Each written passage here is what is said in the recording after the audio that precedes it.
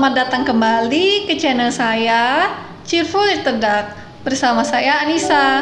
Kali ini saya akan membahas bagaimana sih caranya mendisiplinkan anak yang baik dan benar. Jadi saya akan menjawab pertanyaan seperti, saya mengerti saya tidak boleh marahin anak saya mengerti saya tidak boleh menghukum anak saya, tapi saya tidak mengerti bagaimana sih cara saya bisa mendisiplinkan anak saya. Nah, sebelum kita mulai, jangan lupa di-subscribe ya channelnya.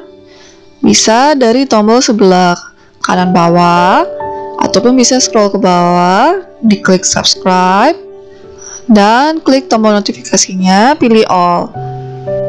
Nah, untuk para penonton yang dari handphone, mohon bantuannya untuk diklik tombol subscribe dan klik tombol notifikasinya all ya. Terima kasih banyak. Jadi, pembahasan kita kali ini adalah disiplin reaktif dan juga disiplin intensional.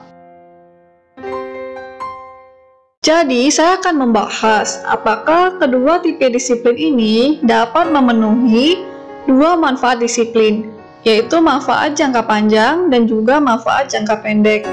Maksudnya dengan manfaat jangka pendek, yaitu ketika kita melakukan disiplin ini, kita bisa menghentikan perilaku yang tidak diinginkan itu tersebut, misalnya kenakalan anak. Sedangkan manfaat jangka panjangnya, yaitu dengan disiplin ini, kita bisa mencegah ataupun menghentikan anak di masa depannya untuk melakukan perilaku yang sama. Jadi anak itu paham apa yang dilakukan itu salah dan dia tidak mengulanginya lagi. Nah, sekarang kita bahas disiplin tipe pertamanya, yaitu disiplin reaktif. Disiplin reaktif ini maksudnya, jadi ketika ada kenakalan anak, misalnya contohnya anak yang menumpahkan makanannya, kita orang dewasa langsung bereaksi, dan reaksinya itu seperti diancam, misalnya nih, diambil apa yang dia suka lakukan, misalnya tidak boleh main game lagi, atau dimarahin, dihukum, dan juga time out. Time out ini maksudnya anak diminta untuk berdiri, misalnya di pinggir ruangan, atau duduk di kursi selama beberapa waktu, karena sebagai akibat dari perilaku ataupun kenakalan yang dia lakukan. Jadi, tipe disiplin reaktif ini itu menggunakan rasa takut. Rasa takut anak untuk menghindari hukuman yang diberikan orang tuanya, sehingga dia tidak melakukan lagi perilaku tersebut.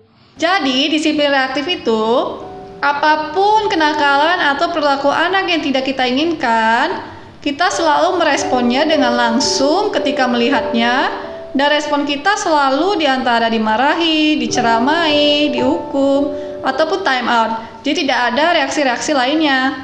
Nah, sebelum kita membahas apakah disiplin reaktif ini bisa memenuhi manfaat disiplin jangka panjang ataupun jangka pendek, kita bahas dulu apa sih pengertian dari kenakalan itu sendiri.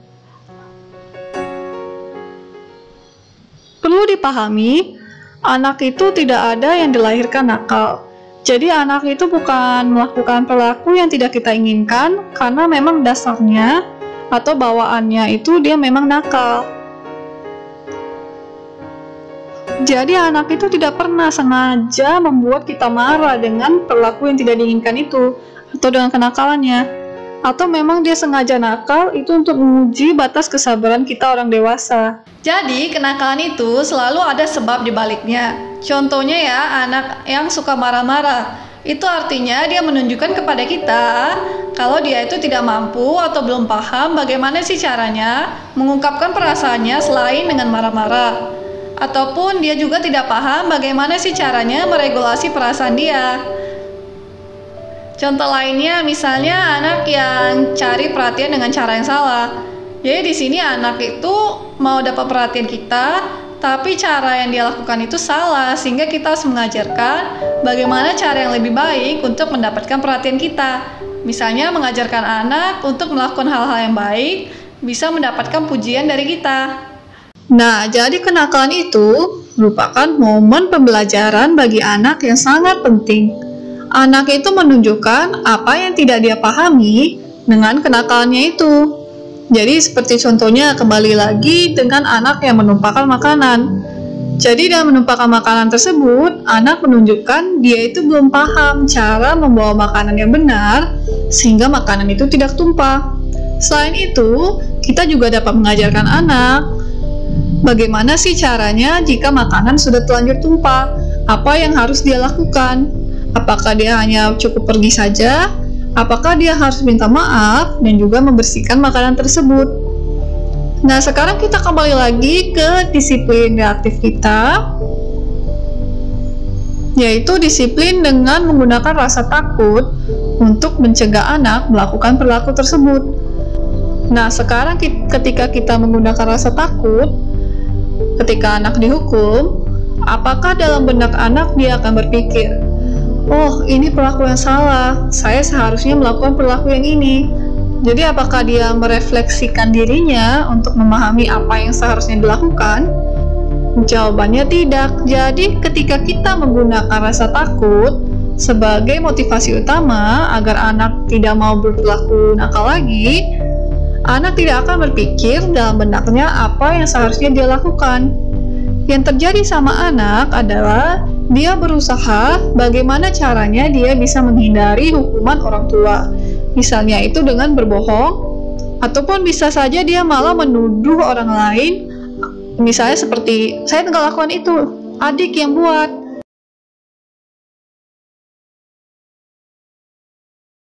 Nah, selain itu, perlu dipahami, orang tua ataupun orang terdekat anak merupakan sumber rasa aman bagi anak. Dan anak secara instingnya, itu dia perlu tempat-tempat ataupun sumber rasa aman. Nah, ketika orang yang sangat penting atau orang terdekat anak itu malah memberikan rasa takut, bukan rasa aman, yang bisa terjadi pada anak yaitu bingung kemana dia harus pergi ketika dia membutuhkan rasa aman tersebut. Yang terjadi juga meningkatnya hormon kortisol pada anak. Dan hormon kortisol ini sendiri menimbulkan stres sama anak. Dan kita sendiri paham stres itu berdampak sangat buruk bagi anak. Nah, selain itu, dengan menggunakan rasa takut ini untuk mengontrol perilaku anak, kita itu mengajarkan sama anak tidak apa-apa untuk menakut-nakuti ataupun menggunakan rasa takut sama orang yang lebih lemah daripada kita. Jadi anak-anak ketika dia sudah tumbuh besar, misalnya di sekolah, bisa aja dia jadi membuli temannya. Karena temannya itu lebih lemah, dan dia juga belajar dari orang tuanya, tidak apa-apa menggunakan rasa takut untuk mengontrol orang yang lebih lemah. Nah, ketika dia tumbuh dewasa, bisa saja dia menggunakan cara yang sama terhadap anak-anaknya ataupun pasangan hidupnya. Nah, kita sendiri tidak mau kan anak kita membawa perilaku ataupun pemahaman yang salah seperti ini ke masa depannya. Nah, jadi kesimpulannya, untuk disiplin reaktif ini sendiri, jangka pendeknya yaitu menghentikan perilaku pada saat itu juga memang bisa dilakukan. Karena kan ini berdasar atas ketakutan anak, jadi anak takut tidak mau melakukannya lagi. Namun masalahnya sekarang itu jangka panjang. Anak kan pasti akan tumbuh besar, tidak mungkin tetap jadi anak-anak aja. Pada saat anak sudah besar, apakah rasa takutnya akan tetap sama seperti pada saat dia masih kecil? Tentu saja tidak. Rasa takutnya pasti sudah berubah. Nah, sekarang di situ masalahnya. Dengan disiplin reaktif ini, kita kehilangan momen-momen pembelajaran yang sangat penting. Karena ketika anak nakal, dia menunjukkan kepada kita kan apa yang harus kita ajarkan kepada mereka. Namun dengan disiplin reaktif ini, kita hanya menggunakan ketakutan sehingga anak tidak melakukan hal itu lagi. Nah, untuk kedepannya sendiri, dia tuh tidak paham kenapa harus melakukan hal yang ini atau hal yang itu. Dia tidak paham mana yang baik, mana yang benar. Selain itu juga banyak dampak negatif yang saya bahas sebelumnya kan. Jadi kesimpulannya sih, untuk disiplin reaktif ini tidak terlalu baik untuk anak-anak. Sekarang kita bahas disiplin yang lain. Nah, sekarang kita bahas disiplin tipe kedua, yaitu disiplin intensional. Jadi kita ambil contohnya nih, seorang anak yang ngambek tidak mau duduk sama ibunya. Jadi disiplin ini bedanya sama disiplin reaktif. Kita tidak langsung autopilot atau langsung bereaksi ketika anak membuat kesalahan ataupun kenakalan. Jadi kita tidak bereaksi seperti memukul, marahin, atau time out ketika anak membuat kenakalan. Yang perlu kita lakukan pertama yaitu menarik nafas yang dalam. Coba tenangkan dulu diri kita. Setelah itu, pikirkan 3 pertanyaan ini sebelum kita bereaksi dengan kenakalan anak. Pertanyaan yang pertama adalah why atau kenapa. Jadi di sini kita perlu memahami kenapa si anak berperilaku seperti ini. Seperti saya bahas sebelumnya, tidak ada anak yang lahir nakal dan tidak ada anak yang sengaja membuat orang tuanya marah. Selalu ada alasan di balik perilaku anak. Apakah dia mencari perhatian, apakah dia tidak mampu meregulasi emosinya. Nah, pada contoh yang di atas, kita perlu pikirkan anak yang masih kecil seperti itu, apakah normal bagi mereka tidak bisa duduk terlalu lama ataupun berdiam diri terlalu lama? Jawabannya iya, memang anak seusia itu masih terlalu muda, tidak mampu untuk duduk terlalu lama ataupun fokus terhadap satu hal dalam waktu yang terlalu lama. Setelah paham kenapa anak seperti itu, kita bisa melanjutkannya ke pertanyaan kedua, yaitu apa. Jadi di sini apa sih yang mau kita ajarkan sama anak sehingga kedepannya anak tidak akan berperilaku seperti itu lagi.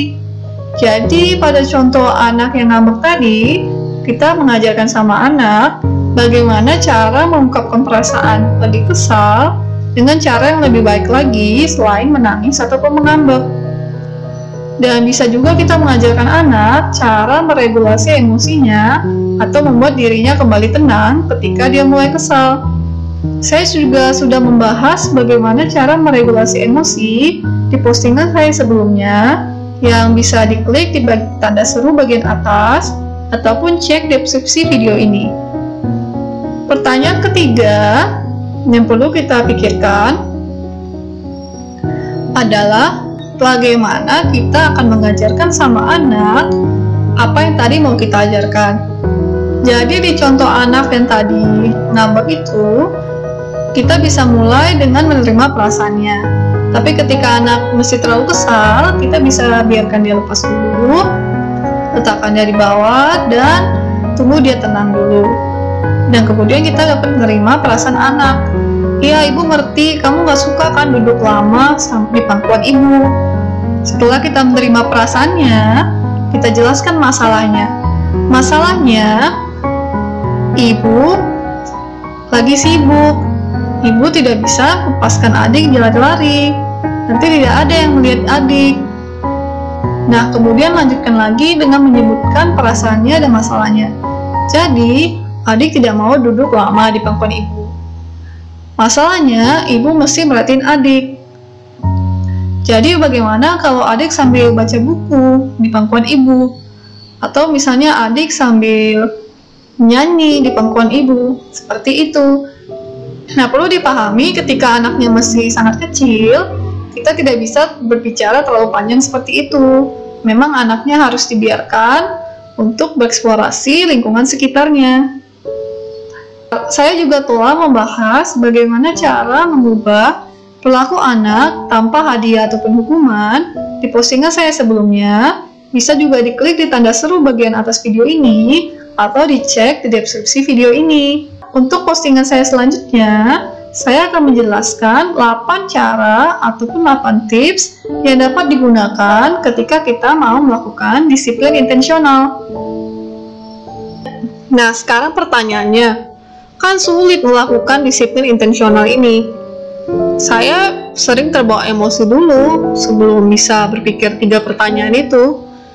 Jawabannya iya, memang sulit untuk dilakukan.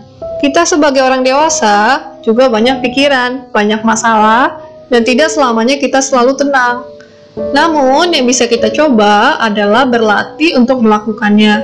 Berlatih untuk menarik nafas yang dalam dulu dan memikirkan 3 pertanyaan yang tadi saya jelaskan sebelum bereaksi terhadap penakalan anak. Dengan semakin sering berlatih, semakin mudahlah untuk kita melakukan hal tersebut.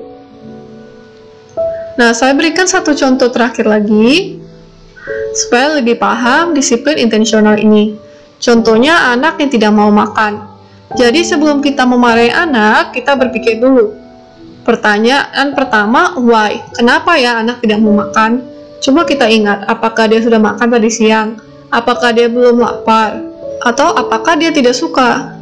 Makanannya langsung ada di piringnya. Atau bisa aja makanannya terlalu banyak, jadi dia tidak mau. Jadi kita pikirkan dulu alasan dibalik kenapa sih anak tidak mau makan. Kemudian kita pikirkan buat apa yang mau kita ajarkan. Misalnya nih tadi anak terlalu banyak makanannya. Jadi kita bisa mengajarkan sama anak, ketika dia tidak suka akan sesuatu, daripada dia ngambek dan tidak mau makan, bagaimana cara menggunakan kata-katanya, sehingga orang tuanya mengerti kalau makanannya terlalu banyak.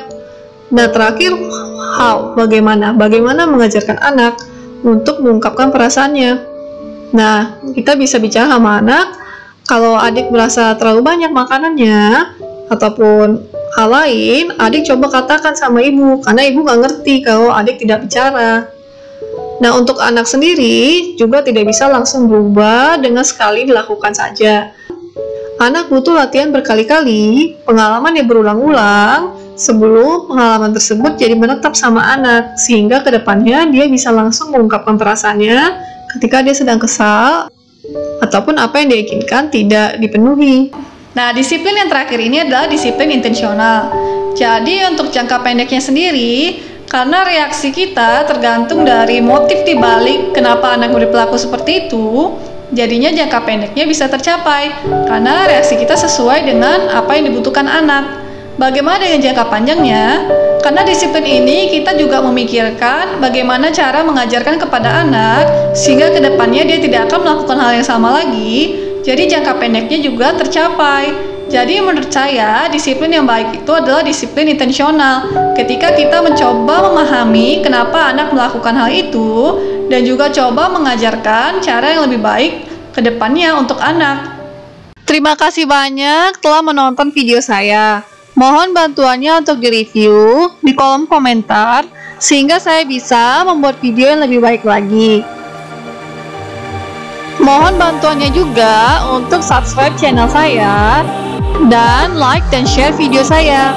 Terima kasih dan sampai jumpa.